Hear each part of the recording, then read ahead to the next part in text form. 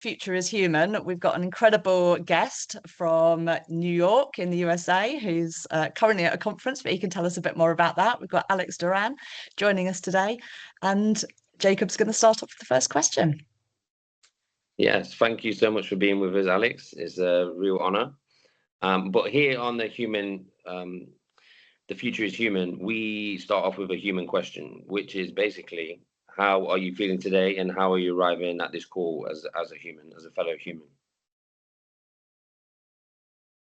Yeah, thank you for having me here. Well, I was just saying, when I think about human justice, I think about Eddie Ellis, who founded the Center for New Leadership.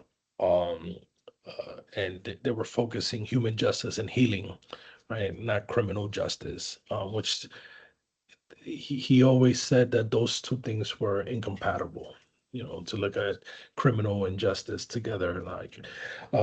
And Eddie Ellis is someone whose shoulder I'm standing on. He was a former Black Panther Party leader from Harlem who did 25 years in prison and who was there during the Attica prison rebellion, which is, you know, right at the moment where we see the hockey stick curve growth of mass incarceration is when we have the Attica rebellion, when incarcerated people were calling for kind of a different kind of system. And then we saw the state with the resources and the repression kind of go the other way. And then we saw in the United States a system going from 200,000 people to what we have now, which is over 2 million. But Eddie came home in 1992 and immediately started to do work around shifting the mindsets and the narratives. And he put this, what is now a sort of canonical letter in our movement called the Letter on Language, to get people around us to stop calling us convicts, criminals, animals, prisoners, inmates, etc. And he was right, right? Before any policy change was able to be passed, we needed to change the narrative and see that we were neighbors, that we were brothers, that we were sisters, that we were mothers, fathers, friends. And you don't refer to your neighbor with dehumanizing language, and you were centering their whole humanity, right? Because none of us, as Brian Stevens has said, are the worst thing that we ever done. And yeah, so that's I'm kind of evoking a little bit of Eddie Ellis right now as you ask that question. I love that. And can you tell us a bit about yourself as a human? And when do you feel most alive? Like, is it in the work that you do? Is it in the hobbies that you have? Is it in the connection, the relationships you have outside of your work? Like, when do you feel most human? What are you doing? Yeah. Um, if I was a rapper and I was gonna put my first album out, it would be I'm gonna end mass incarceration or end or end that die trying, because I wake up and go to sleep every day thinking about how to have a different system that actually centers healing and rehabilitation and not brutalizing our fellow humans. And it comes from the fact that I myself served 12 years of incarceration. I was born in Harlem, New York. I'm from the Bronx. I'm kind of a Bronx nationalist, where I am really proud to be from the Bronx, and I talk about my neighborhood often. I think about where I come from, what shaped me. And that lived experience, I take it in every room that I am in, especially doing this work that I'm doing around changing narratives and trying to move resources in order to make change in our carceral system. One of the things that I think that I'm most proud of is putting books in prisons through the work Mm. that I do with Freedom Reads, because what really saved my life, the first, I would say, seed, was reading the autobiography of Malcolm X while I was still in Rikers Island, when I was lost, and just seeing the potential for transformation. And Malcolm X is someone who, throughout his life, continuously transformed himself. And I believe that, he saw that the human beings had the potential to transform themselves again and again and again. And through the work of Freedom Reads, we put these beautiful S-shaped libraries made out of wood, cherry oak, maple, and have 500 books, 250 on each side, and put them in different cell blocks in a prison to interrupt the sort of grayish, brutish environment of prisons and provide possibility, hope, and dignity and happiness to people, right? Because I think through a book, you can, you know, transform yourself, see a different narrative for yourself, see a different, life for yourself. And I think that if we believe in humanity, we need to see the best parts of ourselves and not just punish people for the worst thing that they ever done. Yeah, absolutely. We've had a lot of people on these conversations talking about books that have inspired them, and that book has come up a couple of times as well. So I think it's a well-read edition. So can you tell us a bit more, Alex, about the work that you're currently doing? So at Galaxy Gives and with the fellowship work that you're doing, and yeah, what that involves. Yeah. When I was incarcerated, and I was a student of the Bard College Prison Initiative, which was a transformative experience. And, just uh, having the opportunity to get a liberal arts education while in prison was incredible. I'm so appreciative of that. Uh, but I got into philanthropy when Darren Walker, the former president of the Ford Foundation, did a site visit to Eastern Correctional Facility in 2015, the year before I came home. And the Aaron and a program officer named Doug Wood, who's now at the Aspen Institute, came in and sat down with me and a few other men in the prison library. And one of the things that we impressed upon Darren was that even though we were getting this fantastic liberal arts degree, it wasn't going to be a panacea, that many of us was going to struggle in getting jobs when we come home. And it's actually funny because when I heard the name, the Ford Foundation, I'm like, oh, they must do research and development for cars, right? I didn't know that they were this big endowed philanthropy, and which kind of speaks to the fact that where I grew up in the Bronx, we just don't have access to those kinds of institutions. And so it was just incredible to hear about their work. And I asked Darren in that meeting, will you hire formerly incarcerated people to work at Ford? And to his credit, and that same day in the parking lot, he started a fellowship program to hire formerly incarcerated people. Wow, incredible. And that's how I ended up working in philanthropy, and doing some of the work that I'm doing. So I started at Ford, went to work at the Open Society Foundations for 3 years after that. And then for the last 7 years, I've been at Galaxy Gives. And Galaxy Gives, the Novogratz Family Foundation. I am really proud to work for Suki and Mike Novogratz. And when I got to Galaxy, I think that there was this sense in the field that folks like Jacob, folks like me, that their kind of leadership needed to be centered. But I think philanthropy didn't do a good job of supporting folks when we fall through the cracks. We're coming home with a lot of trauma. We're coming home with uh, a lot of issues that we're dealing with, that never really got resolved by incarceration. It actually got exacerbated. And early on, I understood that we needed to actually support formerly incarcerated. If we're really going to censor their leadership, we need to support them holistically. Yeah, yeah. So one of the things that we started was the Galaxy Leader Fellowship Program to give. It's kind of like a four-legged stool now, where we provide a grant to the leader and for their work. We also provide leadership development, everything from management training, board governance, how to tell your story and the story of your work, etc. Everything you're going to need to be operating as an executive director at a high level.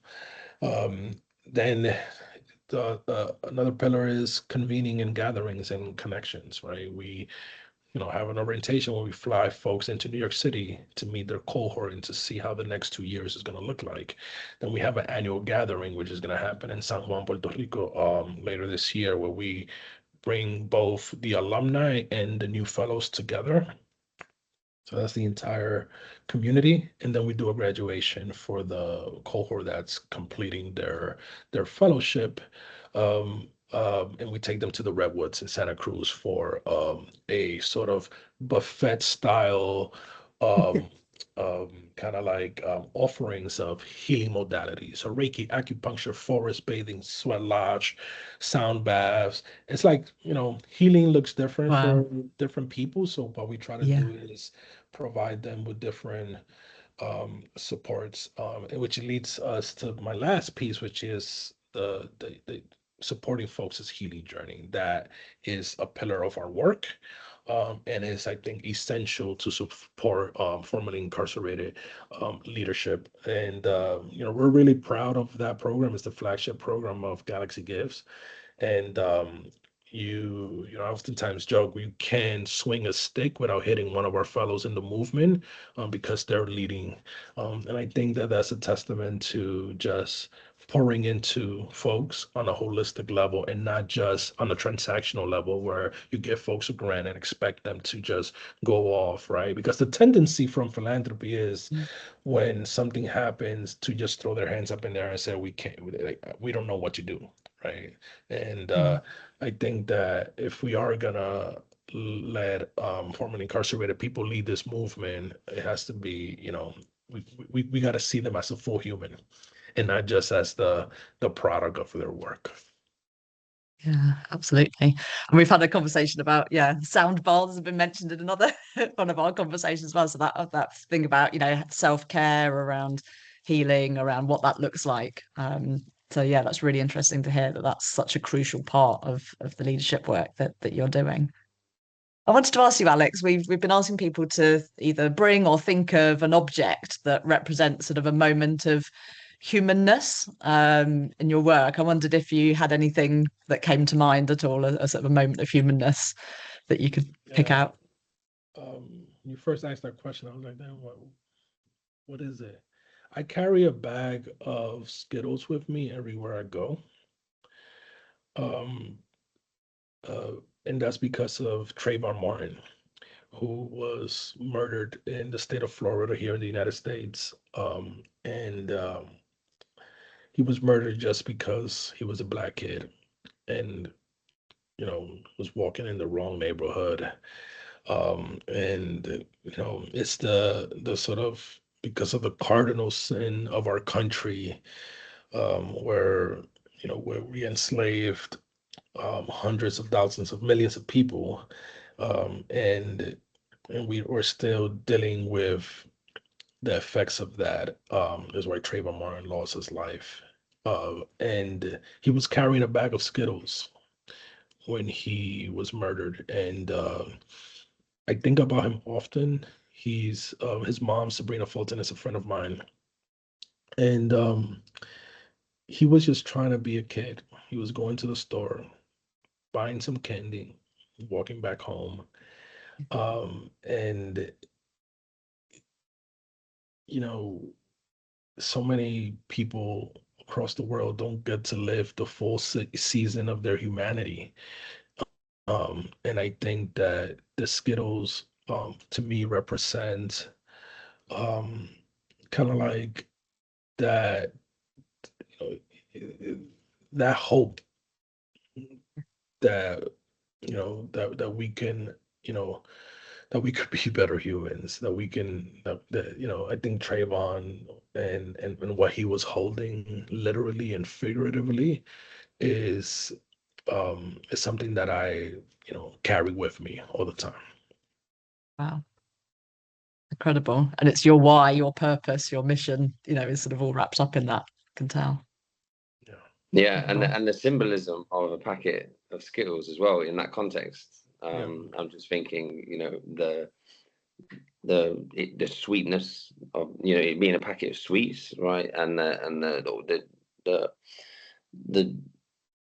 you know, it makes me think about innocent, you know, the innocence of sweets Yeah. and childhood and humanity, and then also like the rainbow aspect, right? You know, Yeah. that Yeah. um taste the rainbow, I think is the slogan of It is. It is. of Skittles, yeah. It is.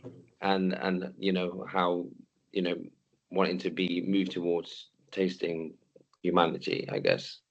And so drawing on your experience, what environments and relationships best support humanness? You talked about, you know, humanizing prison wings with books and even the shelves that the books are on. That I think is a great example. But you know, would you point to anything else? It's both in your time, you know, being incarcerated and from what you've seen and funded, you know, since then. Yeah. Well, a lot of the healing work that we do kind of comes to mind. Just, not asking of anything of people, and just, taking folks to the redwoods to, just touch a tree, right? A lot of people don't get to do that, right? And it does connect with the work of Freedom Reads, because the freedom libraries are made out of trees. And when folks touch that library, it's actually the first time, sometimes for decades, that folks get to touch a tree.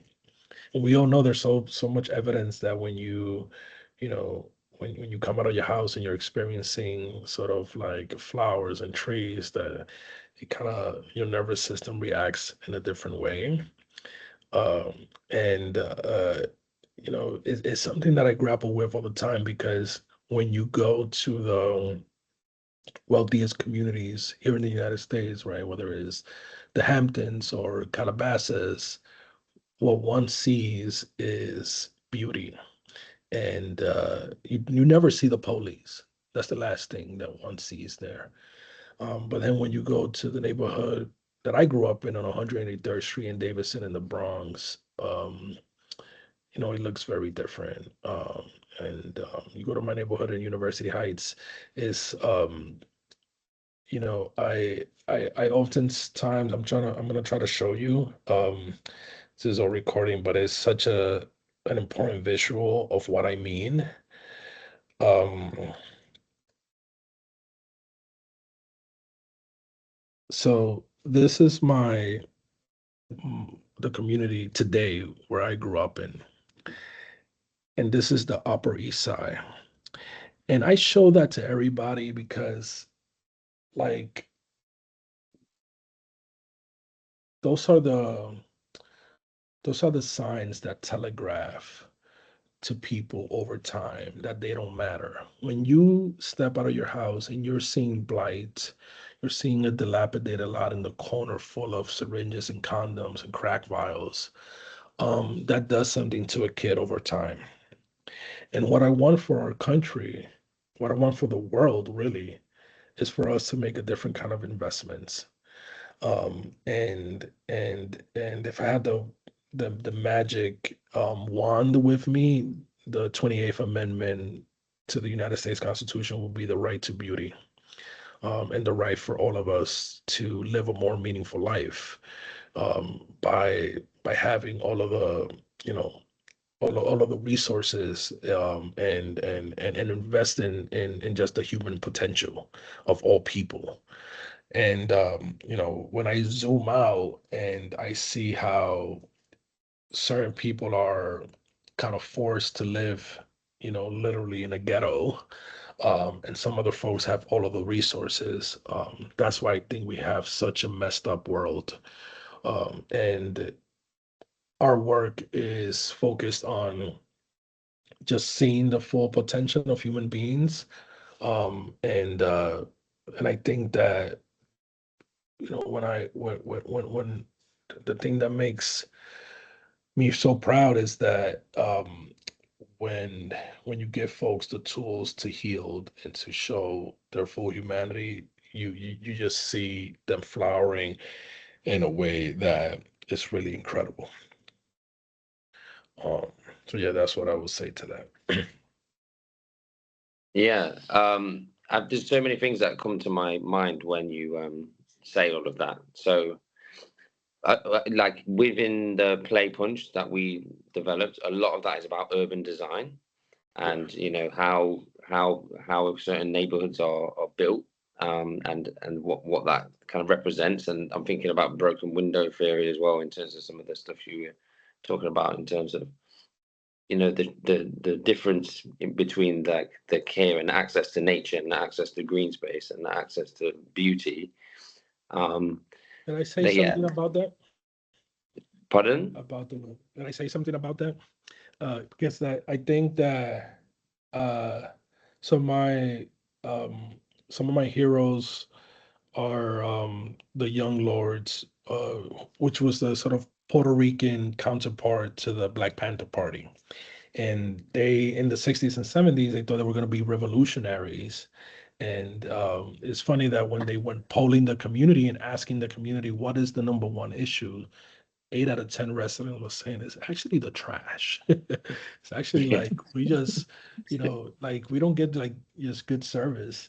So one of the first things they did is lead the garbage offensive campaign, which took a bunch of trash in the middle of East Harlem and burned it because even the sanitation department didn't want to, give us brooms to clean our own communities. And the most depressing thing about broken windows is that they never fixed the broken windows. What they did was disappear people. And since time immemorial, what people in those same communities have been calling is not for police, it's not for incarceration, it's for investments. It's for us to get the same thing that people in more well-resourced communities are getting, and we never got that right. And to me, the garbage is such a clear manifestation of the Mhm. choices that we make in different communities, right? When you see, I mean, you see it all over the world, right? You see it in the West Bank, you see it in London, you see it in the Bronx, right? Mhm. And that's the thing that we're trying to shift, right? To have a belief that everyone deserves to be well invested in, right? And not on these systems that are actually, not keeping us safe, right? Pumping billions of dollars into a war is actually not going to keep us safe, right? But investing in flowers and communities might actually keep us safe. Yeah, Yeah. yeah. I love that. That's a it's a great insight, and one that I definitely believe in. I think having access. I'm looking out the window now at the garden, and there's just like Mm. tulips and flowers, and everything's in full bloom, spring here. And maybe that's my next question, and would you kind of already answered it, was if you had a magic wand, and we could create a more human justice system, what would be happening and what would it look like? But I'll let you answer that any differently to what you said you'd do if you had a magic wand earlier. Yeah, I mean, that's true. I think if I had a magic wand, I would. You know, I want everybody to have the right to beauty, to like come out of their homes and have everything that they need, and that they're not encountering violence and blight and you know, repression, all of these things that a lot of the communities that are overly incarcerated are experiencing. You know, you could map out the people that are incarcerated are the most traumatized, right? A person who commits harm, they didn't just come out of their house and decided to commit harm. Harm was done unto them way before that. So to me will be sort of changing that and investing in communities, investing in beautiful communities, investing in the built environment, investing in the natural environment, investing in jobs and higher education, healthcare. Like it's no surprise that the countries with the lowest incarceration rates have the highest social safety net. And Yeah. when I went to Norway and Finland, and Finland has this thing where they have saunas, in their prisons, and I was like, wait, Wow. what? And they were like, yeah, sauna is a human right, right? And it's like, we can actually make a different choice. I'm not calling for putting saunas in American prisons. Just to be clear, I think we need to close a lot of prisons and bring a lot of people home.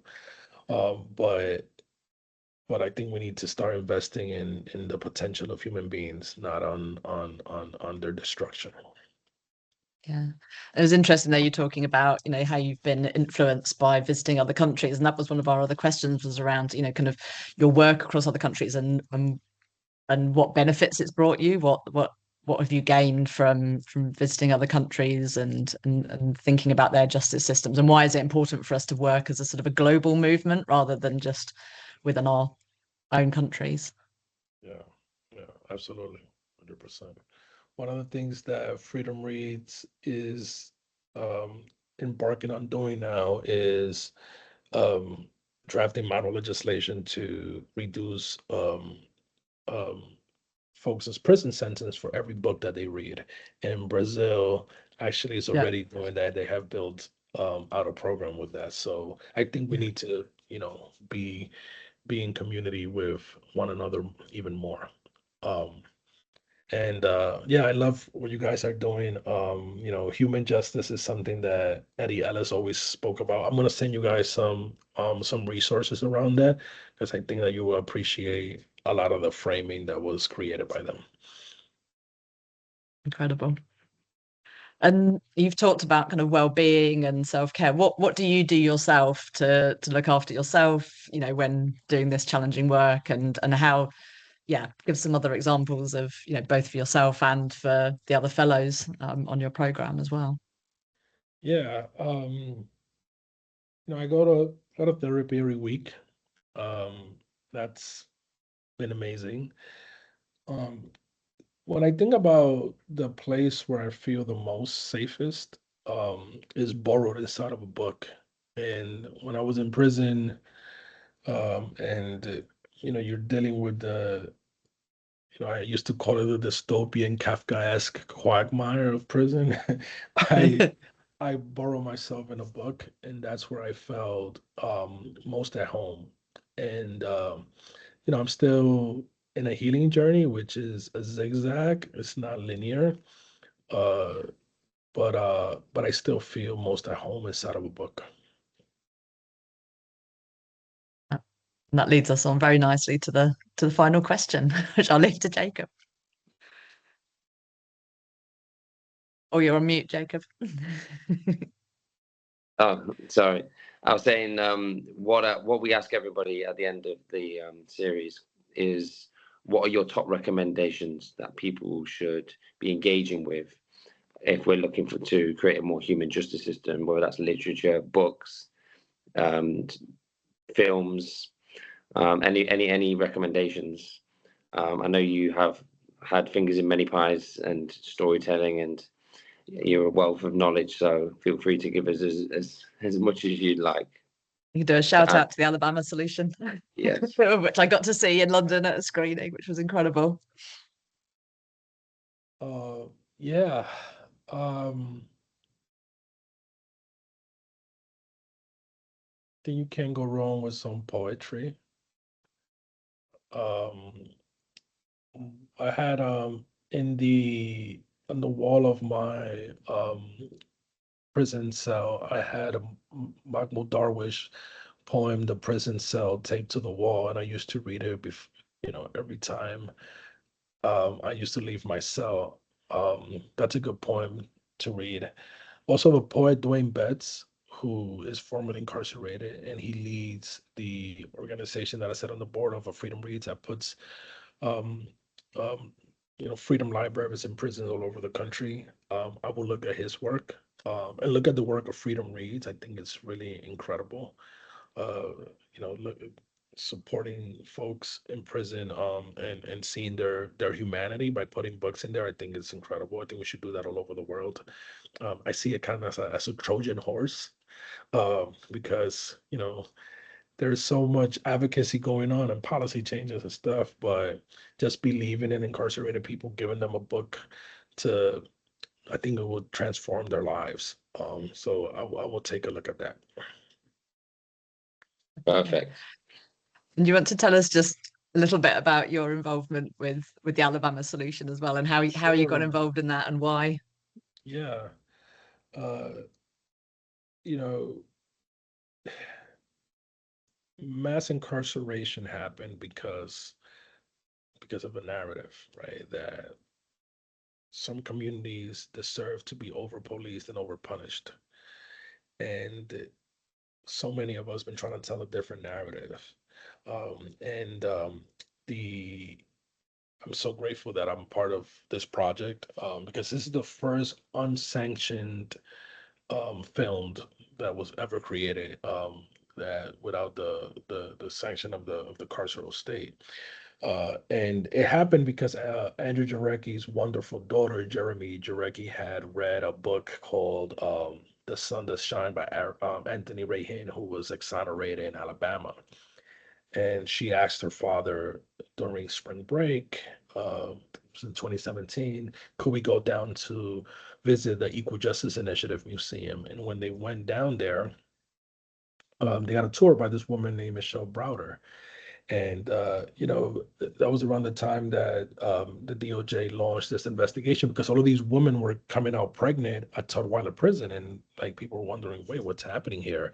There were no men in there, and obviously the women were being sexually abused by the men. So, Andrew was curious. He's like, "What's happening with the prisons here?" And she said, "Well, you need to meet my dad, who was the first Black prison chaplain in the state of Alabama, Chap Browder, who was appointed by none other than the arch segregationist George Wallace in 1978, weirdly so."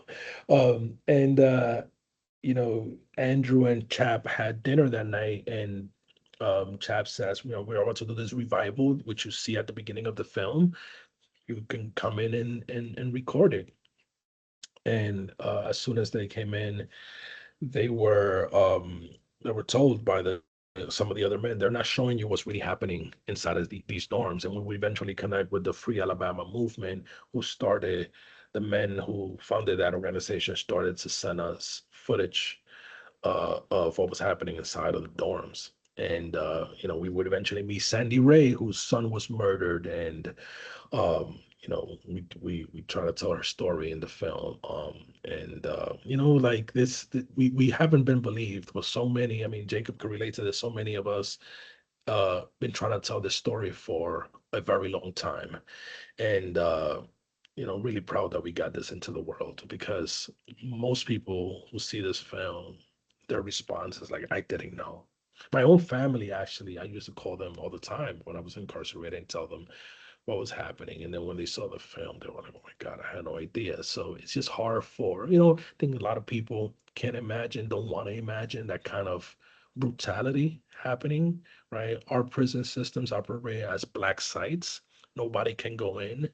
Uh, and we don't get to see the brutality, but I will also argue we don't get to see the bravery and the brilliance and the beauty of incarcerated people as well. So yeah, Yeah, it's been and a great honor. yeah, thank you so much for bringing that to people, because one of the other themes that's ran through these conversations is making prisons more visible and bringing more of the outside in. And what you've done has been bring the inside out, and the relationship between you know the the dynamics of that is bringing more of prison out and more of those stories out, making prison more visible, and at the same time bringing more of the outside in, more people, more visits, more family, more community groups, and making prisons more human in that way as well. So yeah, thank you for everything that you're doing. I'm sure everyone who's listening will have gained a lot of value from this conversation, and I look forward to you joining us for the workshop in a couple of weeks' time. Yep, looking forward to it. Thank you so much. That's been amazing. Thank you, Nina. Thank you, Jacob.